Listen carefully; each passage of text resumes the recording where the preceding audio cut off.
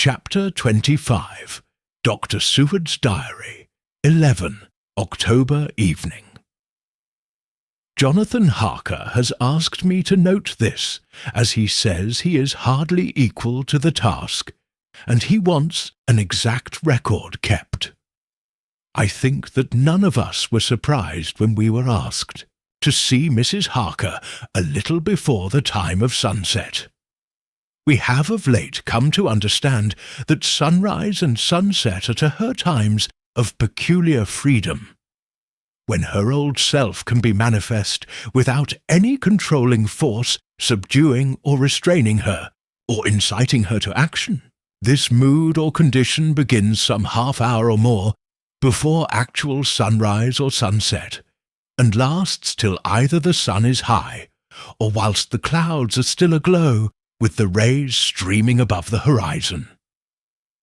At first there is a sort of negative condition, as if some tie were loosened, and then the absolute freedom quickly follows. When, however, the freedom ceases, the change back or relapse comes quickly, preceded only by a spell of warning silence. Tonight, when we met, she was somewhat constrained, and bore all the signs of an internal struggle. I put it down myself, to her making a violent effort at the earliest instant she could do so.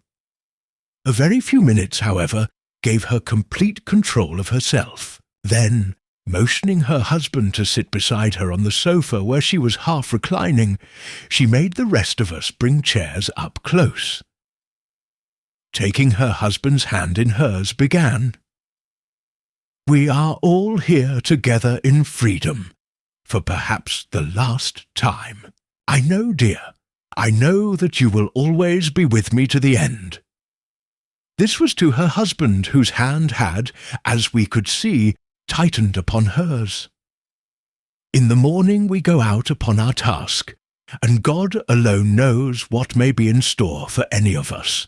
You are going to be so good to me as to take me with you. I know that all that brave, earnest men can do for a poor, weak woman, whose soul perhaps is lost.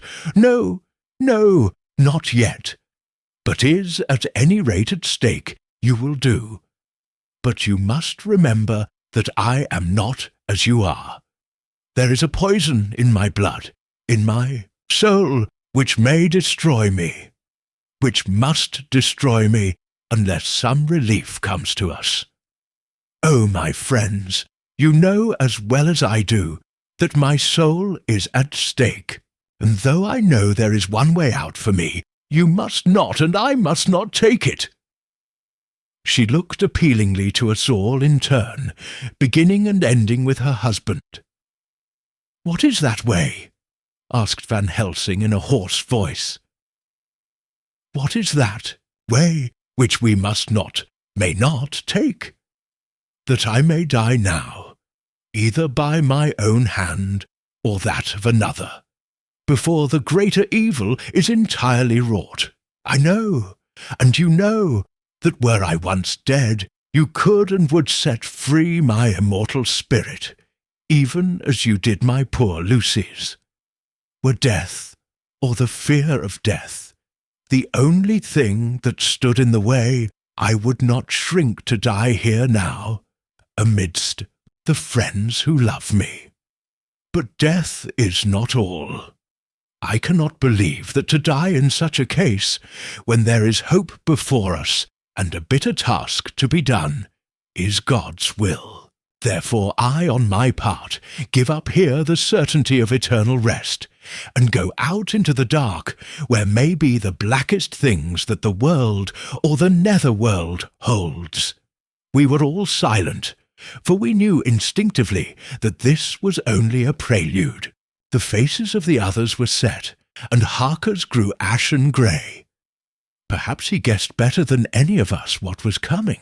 She continued, "This is what I can give into the hotchpot." I could not but note the quaint legal phrase which she used in such a place, and with all seriousness. "What will each of you give? Your lives, I know," she went on quickly, That is easy for brave men.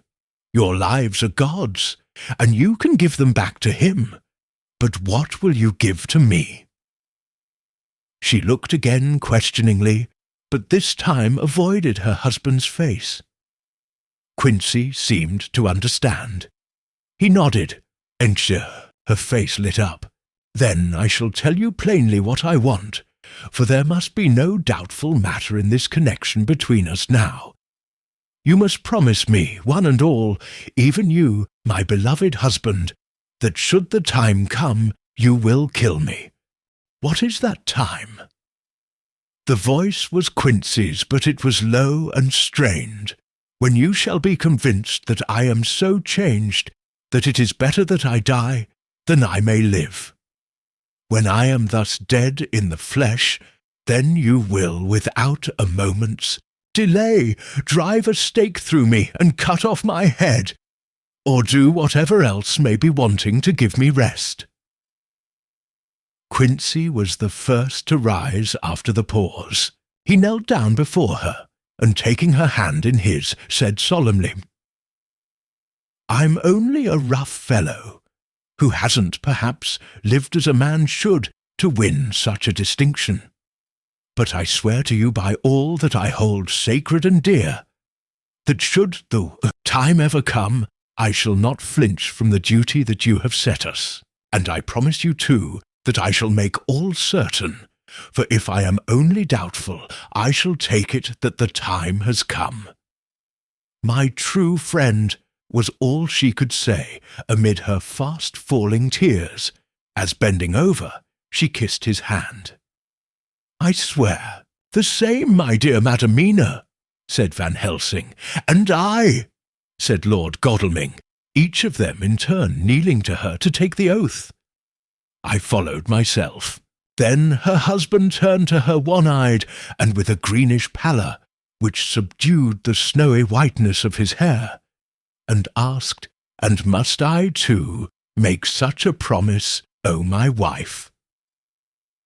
"You too, my dearest," she said, with infinite yearning, of pity in her voice and eyes. "You must not shrink. You are nearest and dearest, and all the world to me. Our souls are knit into one, for all life and all time. Think, dear, that there have been times when brave men have killed their wives and their womenkind to keep them from falling into the hands of the enemy.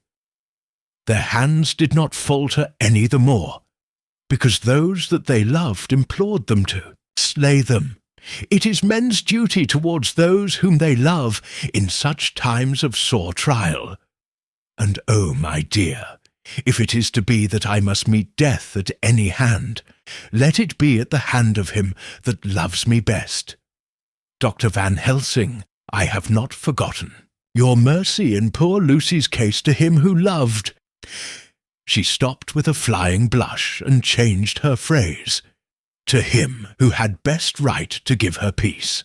If that time shall come again, I look to you to make it a happy memory of my husband's life, that it was his loving hand which set me free from the awful thrall upon me. Again I swear," came the professor's resonant voice.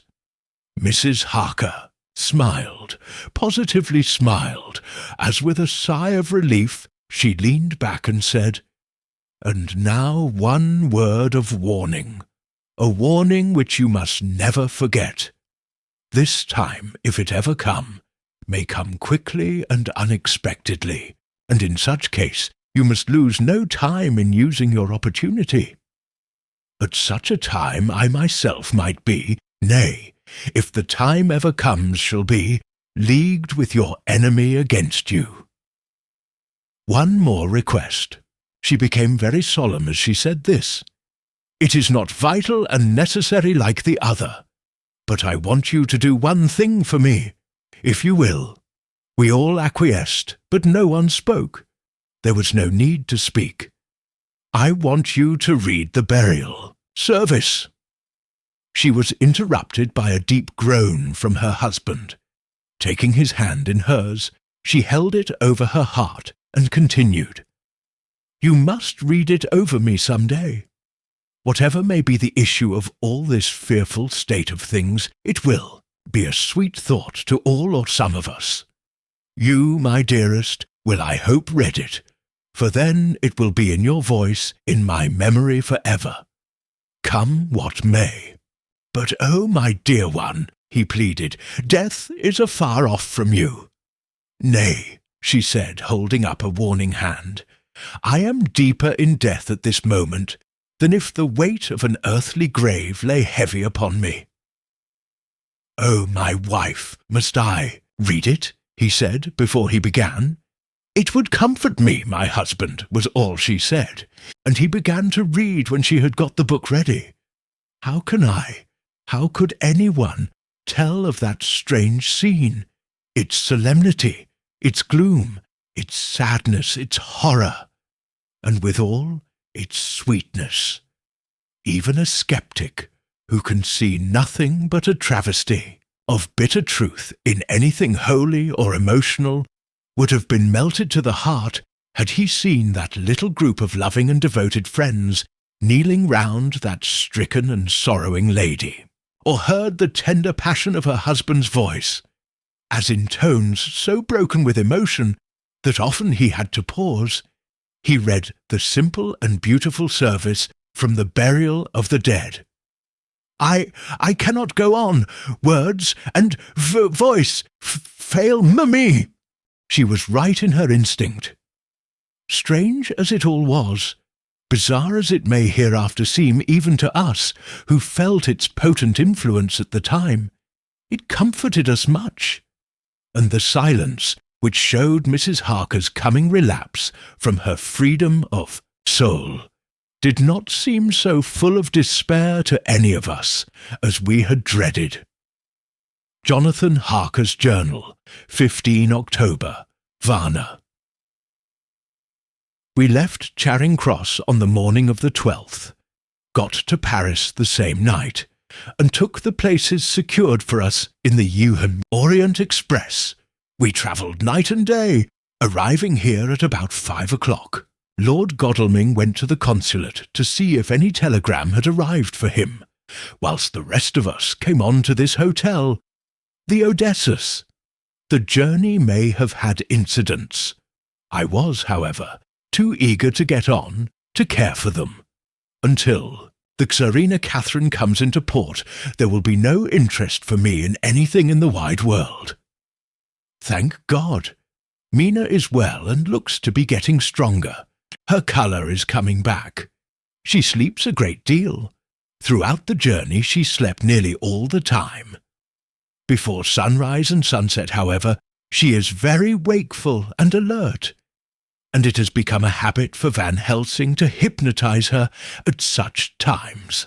At first, some effort was needed, and he had to make many passes, but now she seems to yield at once, as if by habit, and scarcely any action is needed.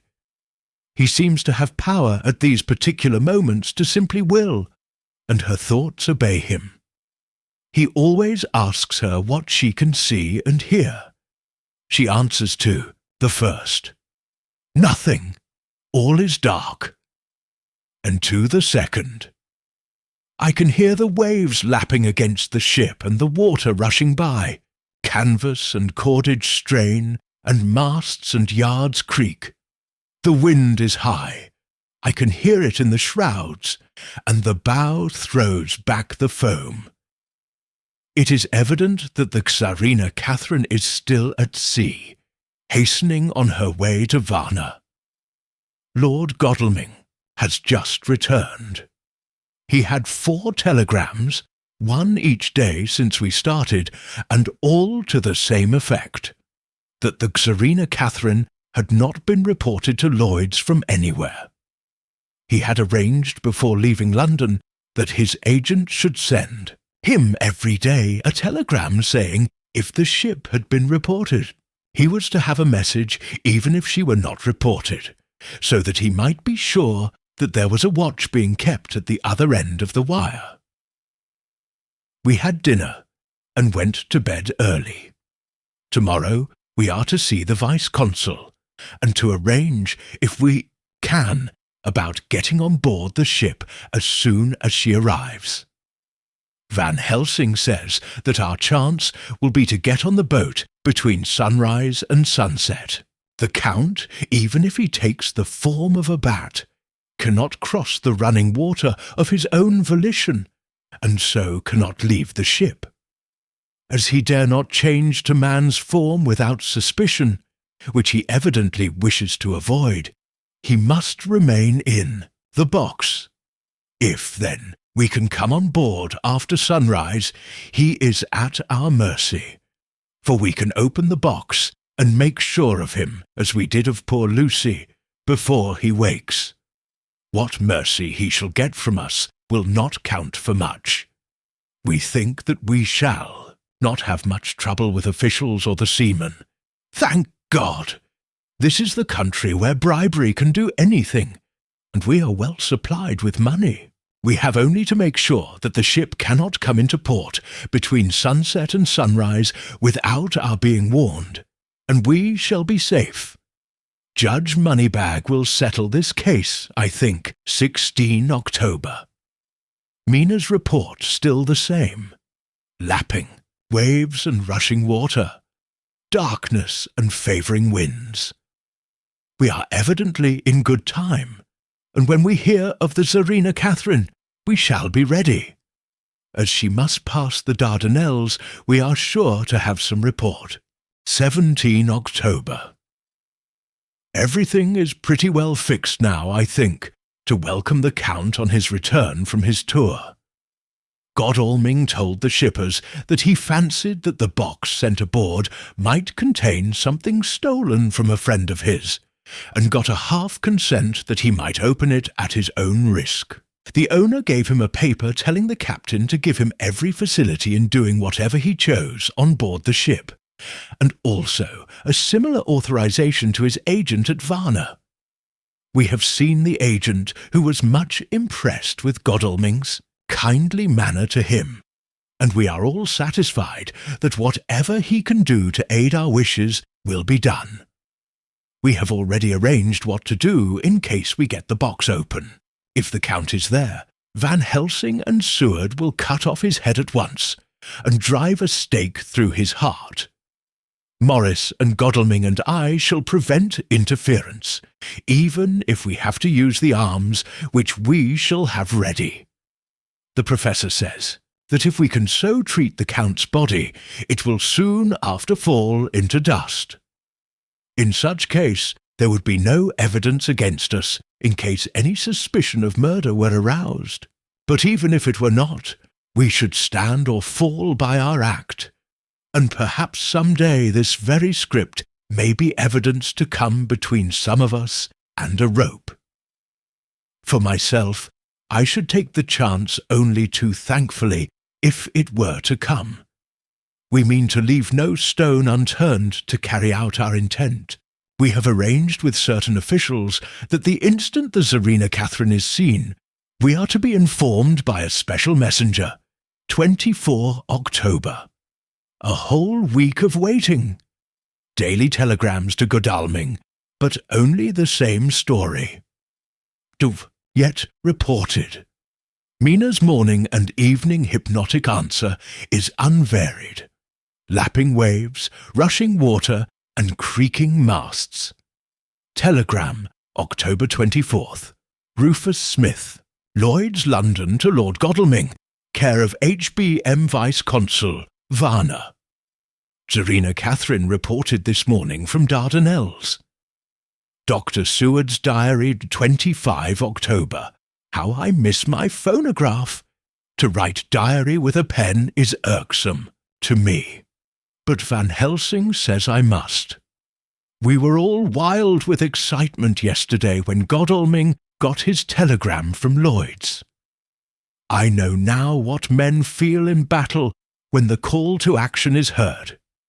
Mrs. Harker, alone of our party, did not show any signs of emotion. After all, it is not strange that she did not, for we took special care not to let her know anything about it, and we all tried not to show any excitement when we were in her presence. In old days she would, I am sure, have noticed, no matter how we might have tried to conceal it. But in this way she is greatly changed during the past 3 weeks. The lethargy grows upon her, and though she seems strong and well and is getting back some of her colour, Van Helsing and I are not satisfied. We talk of her often. We have not, however, said a word to the others. It would break poor Harker's heart, certainly his nerve, if he knew that we had even a suspicion on the subject. Van Helsing examines, he tells me, her teeth very carefully, whilst she is in the hypnotic condition, for he says that so long as they do not begin to sharpen, there is no active danger of a change in her. If this change should come, it would be necessary to take steps. We both know what those steps would have to be, though we do not mention our thoughts to each other. We should neither of us shrink from the task, awful though it be to contemplate. Euthanasia is an excellent and a comforting word. I am grateful to whoever invented it. It is only about 24 hours' sail from the Dardanelles to here at the rate the Tsarina Catherine has come from London. She should therefore arrive some time in the morning. But as she cannot possibly get in before then, we are all about to retire early. We shall get up at 1 o'clock, so as to be ready. 25 October, noon. No news yet of the ship's arrival. Mrs. Harker's hypnotic report this morning was the same as usual, so it is possible that we may get news at any moment. We men are all in a fever of excitement, except Harker, who is calm. His hands are cold as ice, and an hour ago I found him wetting the edge of the great Gorka knife, which he now always carries with him. It will be a bad lookout for the Count if the edge of that kukri ever touches his throat, driven by that stern, ice-cold hand. Van Helsing and I were a little alarmed about Mrs. Harker today. About noon she got into a sort of lethargy, which we did not like. Although we kept silence to the others, we were neither of us happy about it. She had been restless all the morning, so that we were at first glad to know that she was sleeping. When, however, her husband mentioned casually that she was sleeping so soundly that he could not wake her, we went to her room to see for ourselves. She was breathing naturally and looked so well and peaceful that we agreed that the sleep was better for her than anything else. Poor girl, she has so much to forget that it is no wonder that sleep, if it brings oblivion to her, does her good. Later. Our opinion was justified, for when after a refreshing sleep of some hours she woke up, she seemed brighter and better than she had been for days. At sunset she made the usual hypnotic report. Wherever he may be in the Black Sea, the Count is hurrying to his destination.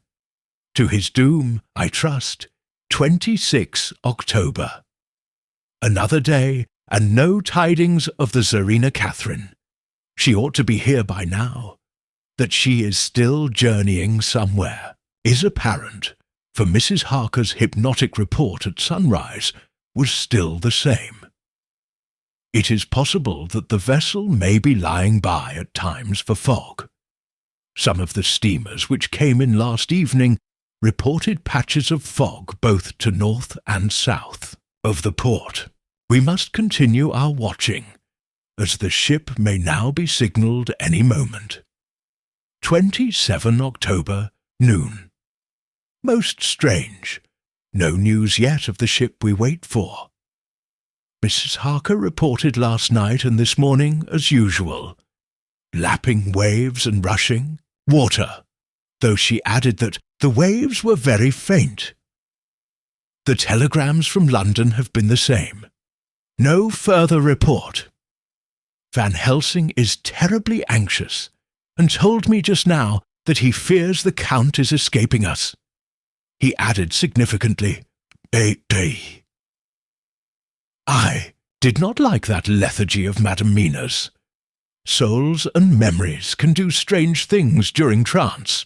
I was about to ask him more, but Harker just then came in, and he held up a warning hand. We must try tonight at sunset to make her speak more fully when in her hypnotic state. 28 October. Telegram. Rufus Smith, London, to Lord Godalming. Care HBM Vice-Consul, Varna. Serena Catherine reported entering Galatz at 1 o'clock today. And I, said Mrs. Harker brightly, and more like her old self than she had been for many a long day, shall try to be of use in all ways, and shall think and write for you as I used to do. Something is shifting from me in some strange way, and I feel freer than I have been of late. The three younger men looked happier at the moment, as they seemed to realize the significance of her words. But Van Helsing and I, turning to each other, met each a grave and troubled glance. We said nothing at the time, however, when the three men had gone out to their tasks. Van Helsing asked Mrs. Harker to look up the copy of the diaries and find him the part of Harker's journal at the castle. She went away to get it. When the door was shut upon her, he said to me, "We mean the same. Speak out." There is some change. It is a hope that makes me sick, for it may deceive us. Quite so. Do you know why I asked her to get the manuscript?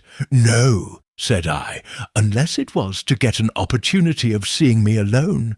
You are in part right, friend John, but only in part. I want to tell you something.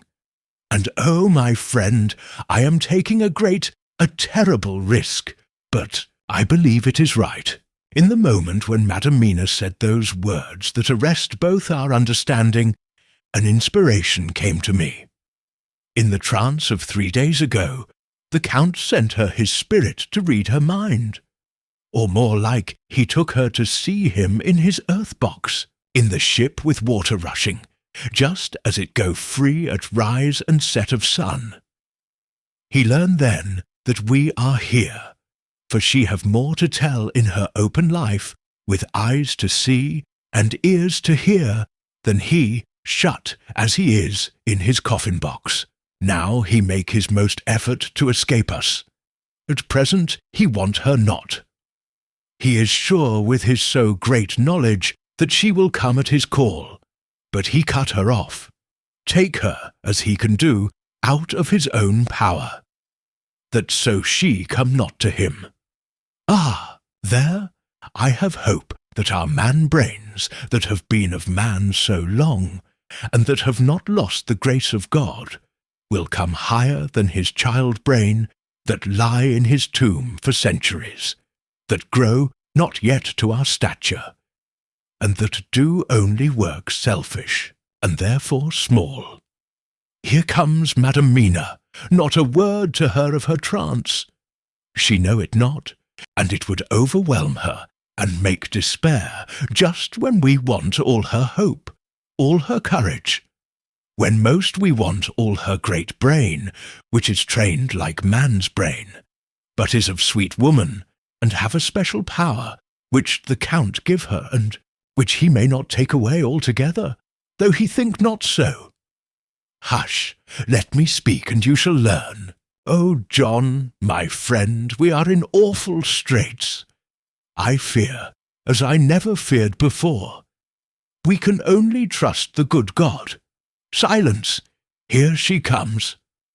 I thought that the Professor was going to break down and have hysterics, just as he had when Lucy died, but with a great effort he controlled himself, and was at perfect nervous poise, when Mrs. Harker tripped into the room, bright and happy-looking, and, in the doing of work, seemingly forgetful of her misery.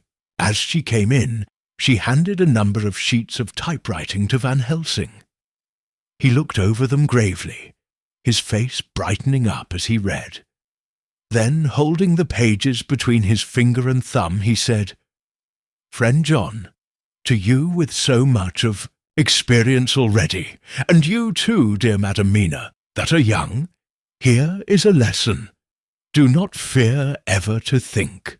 A half-thought has been buzzing often in my brain, but I fear to let him loose his wings. Here now, with more knowledge, I go back to where that half-thought come from, and I find that he be no half-thought at all. That be a whole thought, though, so young that he is not yet strong to use his little wings. Nay, like the ugly duck of my friend Hans Andersen, he be no duck thought at all, but a big swan thought that sail nobly on big wings, when the time come for him to try them. Here, I read here what Jonathan have written, that other of his race, who, in a later age, again and again, brought his forces over the great river into Turkey land, who, when he was beaten back, came again and again and again, though he had to come alone from the bloody field where his troops were being slaughtered, since he knew that he alone could ultimately triumph. What does this tell us? Not much. No, the Count's child thought see nothing, therefore he speaks so free. Your man thought see nothing, my man thought see nothing till just now. No, but there comes another word from someone who speak without, thought because she too know not what it mean, what it might mean.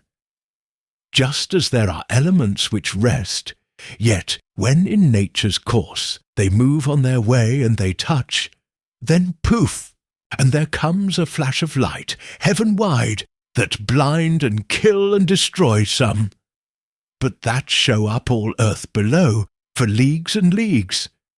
Is it not so? Well, I shall explain. To begin, have you ever studied the philosophy of crime? Yes, and no. You, John, yes, for it is a study of insanity. You, no, Madam Mina, for crime touch you not but once. Still, your mind works true, and argues not a particulare ad universale. There is this peculiarity in criminals. It is so constant in all countries and at all times, that even police, who know not much from philosophy, come to know it empirically, that it is. That is to be empiric. The criminal always work at one crime. That is the true criminal who seems predestinate to crime, and who will of none other. This criminal has not full man-brain. He is clever, and cunning, and resourceful, but he be not of man-stature as to brain. He be of child-brain in much. Now this criminal of ours is predestinate to crime also. He too have child-brain, and it is of the child to do what he have done. The little bird, the little fish, the little animal learn not by principle, but empirically. And when he learn to do, then there is to him the ground to start from to do more. Dos pusto, said Archimedes, give me a fulcrum, and I shall move the world. To do once is the fulcrum whereby child-brain become man-brain, and until he have the purpose to do more, he continue to do the same again every time, just as he have done before. Oh, my dear, I see that your eyes are opened, and that to you the lightning flash show all the leagues. For Mrs. Harker began to clap her hands, and her eyes sparkled. He went on, Now you shall speak. Tell us two dry men of science what you see with those so bright eyes. He took her hand and held it whilst she spoke. His finger and thumb closed on her pulse, as I thought instinctively and unconsciously, as she spoke, the Count is a criminal and of criminal type. Nordau and Lombroso would so classify him, and qua criminal he is of imperfectly formed. mind. Thus, in a difficulty, he has to seek resource in habit. His past is a clue, and the one page of it that we know, and that from his own lips, tells that once before, when in what Mr. Morris would call a tight place, he went back to his own country from the land he had tried to invade, and thence, without losing purpose, prepared himself for a new effort. He came again better equipped for his work, and won. So he came to London to invade a new land. He was beaten, and when all hope of success was lost, and his existence in danger, he fled back over the sea to his home, just as formerly he had fled back over the Danube from Turkey land. Good, good! Oh, you so clever lady, said Van Helsing enthusiastically as he stooped and kissed her hand. A moment later he said to me, as calmly as though we had been having a sick-room consultation, 72 only, and in all this excitement I have hope. Turning to her again, he said with keen expectation, But go on, there is more to tell if you will. Be not afraid, John and I know. I do in any case, and shall tell you if you are right. Speak without fear. I will try to, but you will forgive me if I seem egotistical. Nay, fear not, you must be egotist, for it is of you that we think. Then, as he is criminal, he is selfish, and as his intellect is small, and his action is based on selfishness, he confines himself to one purpose. That purpose is remorseless. As he fled back over the Danube, leaving his forces to be cut to pieces, so now he is intent on being safe, careless of all. So his own selfishness frees my soul somewhat from the terrible power which he acquired over me on that dreadful night. I felt it. Oh, I felt it. Thank God for his great mercy. My soul is freer than it has been since that awful hour, and all that haunts me is a fear lest in some trance or dream he may have used my knowledge for his ends. The professor stood up. He has so used your mind, and by it he has left us here in Varna, whilst the ship that carried him rushed through, enveloping fog up to Galatz, where doubtless he had made preparation for escaping from us. But his child mind only saw so far. And it may be that, as ever is in God's providence, the very thing that the evildoer most reckoned on for his selfish good turns out to be his chiefest harm. The hunter is taken in his own snare, as the great psalmist says, for now that he think he is free from every trace of us all, and that he has escaped us with so many hours to him, then his selfish child brain will whisper him to sleep. He think, too, that as he cut himself off from knowing your mind, there can be no knowledge of him to you. There is where he fail. That terrible baptism of blood which he give you makes you free to go to him in spirit, as you have as yet done in your times of freedom, when the sun rise and set. At such times you go by my volition, and not by his. And this power to good of you and others, as you have won from your suffering at his hands.